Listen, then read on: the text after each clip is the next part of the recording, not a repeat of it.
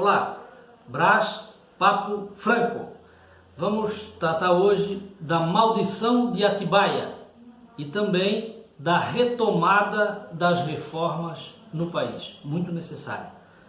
Como você tem visto aí pelas mídias tradicionais, a cidade de Atibaia, inicialmente, há cerca de alguns anos, se notabilizou lá por sediar o sítio do ex-presidente Lula, que foi adquirido lá, segundo se apurou, por meios ilícitos, e acabou destacando aquela cidade do interior paulista, que se notabiliza por cidade de campo, onde as pessoas têm as suas chácaras, seus sítios, as casas de campos. E o sítio de Atibaia, todo mundo sabe o que deu, e foi uma das razões que levaram à condenação do ex-presidente Luiz Inácio Lula da Silva. Agora, Atibaia volta ao cenário da mídia nacional com a prisão do Queiroz. Do Queiroz, que é assessor do Flávio Bolsonaro, filho do presidente Jair Bolsonaro. Novamente, Atibaia, que já virou maldição na mídia nacional por questões ligadas à justiça, à polícia. Esse assunto, a gente espera que a polícia dê o devido encaminhamento, apure da forma correta e que o nosso presidente aproveite essa oportunidade, não porque está atingindo uma pessoa muito próxima, mas para dizer que ele sim tem interesse em combater a corrupção, porque esta foi a principal bandeira da sua campanha. Se ele perder essa bandeira, perde muito mesmo. Então é importante que ele demonstre interesse em ver as coisas apuradas. Não é só isso que tem que apurar, evidentemente.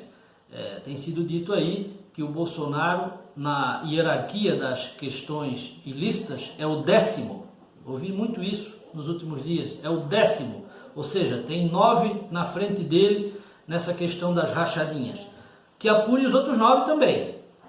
E muitos outros, porque essa questão não é nova, é uma questão que já se arrasta no país há muito tempo, no Congresso, nas assembleias e também nas câmaras municipais. Que seja apurado, mas não por estar envolvendo o filho do presidente, não deva ser apurado. Não, ao contrário, o presidente tem que lutar pela apuração desses fatos. Mas eu acho que o presidente tem uma outra grande oportunidade para colocar em prática. Botar o país na trilha das reformas. Até agora, no atual governo, a única reforma importante foi a reforma previdenciária. E o Congresso aprovou, o Congresso deu a sua contribuição e aprovou a reforma praticamente do jeito que o presidente propôs. Mas tem a reforma tributária, também muito importante, que não sei por que até agora não andou. Desde Tiradentes se discute a questão tributária no país, que é realmente muito pesada. Na época de Tiradentes, vocês sabem que na época o governo ficava com 1/5 do produto dos lucros. 1/5, ou seja, 20% eram impostos. Eles chegaram até a falar no quinto dos infernos, usavam essa expressão para caracterizar 1/5, 20% pagos em impostos. Você sabia que hoje a carga tributária do brasileiro chega muito próximo de 40%, quase o dobro, e mais do que nunca se necessita de uma reforma neste campo. Tem outras reformas, a reforma política, por exemplo, para dar uma limitação aos partidos políticos que hoje são verdadeiras facções criminosas. Relutei para dar esta palavra, mas é isso que a gente vê. Os partidos políticos, eles sufocam a liberdade de participação. Por que não permitir candidaturas avulsas? Que as pessoas da sociedade possam se candidatar independente de partido, porque o partido tem as amarras, tem os conchavos que impedem a pessoa de fazer um bom trabalho. Por que não candidaturas avulsas, como existe em outros países? O cidadão se apresenta para a sociedade, diz o que pretende fazer, os compromissos que assume e vai disputar a eleição independente de partido, sem partido. Por que não se fazer isso? É apenas um ponto dessa reforma política que eu acho necessária e urgente. Tem outras reformas, por exemplo, se critica tanto o STF, fala-se em fechamento, alguns defendendo esse absurdo de fechamento do STF. Não se pode falar em fechamento. O que tem que ser dito é que o STF precisa ser de reformas. Por que não limitar a participação dos ministros por meio de mandatos de 10 anos, 8 anos, um mandato, um tempo? Não deixar com que um único ministro permaneça no cargo por 35 anos, dos 40, quando já permite que tenha, alguns entraram lá com 40, até os 75. É exagerado, é muita coisa, é preciso haver reciclagem. Então por que não se propõe reforma? Mas não, busca-se o caminho mais fácil de dizer que por uma decisão ou outra que não seja muito adequada ou muito correta para alguns, se pede o fechamento. É um erro. A justiça é um dos poderes que precisa ser valorizado, é necessário. A mesma coisa no Congresso.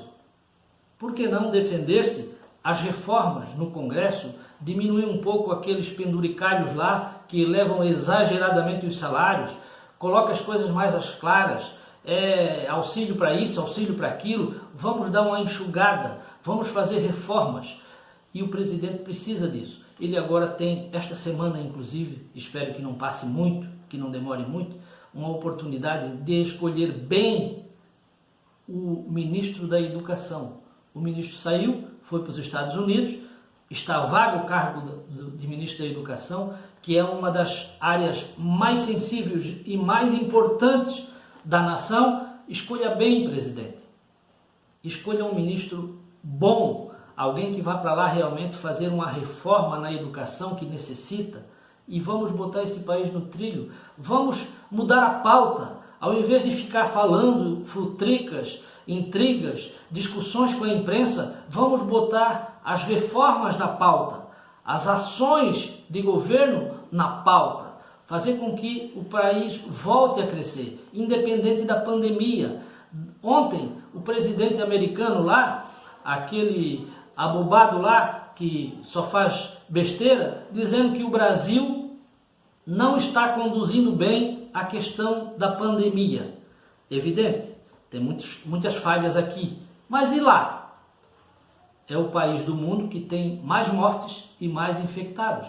O Brasil é o segundo, e aí ele se acha no direito, o presidente Trump, de criticar o Brasil que não está conduzindo bem a questão do coronavírus.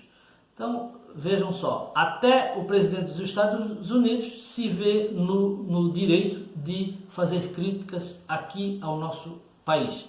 Não, gente, vamos reagir, vamos demonstrar a nossa força, a nossa coragem, o nosso desprendimento.